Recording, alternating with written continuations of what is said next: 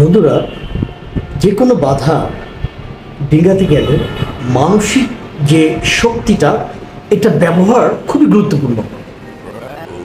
আমাদের মানসিক অবস্থা বা মানসিক শক্তি যদি দুর্বল হয়, তাহলে ওই বাধা কোনো দিনই আপনি ডিঙ্গাতে পারবেন না, আপনি কখনোই সাকসেস হবেন না।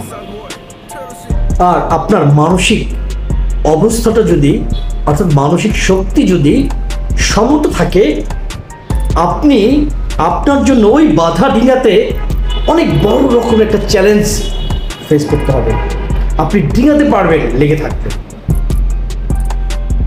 আর যদি আপনার মানসিক অবস্থা শক্তিশালী থাকে, তাহলে পৃথিবীর কোনো শক্তি বা বাধা আপনাকে আটকাতে পারবে না। এবং আপনি নিজেকে অলওয়েজ যদি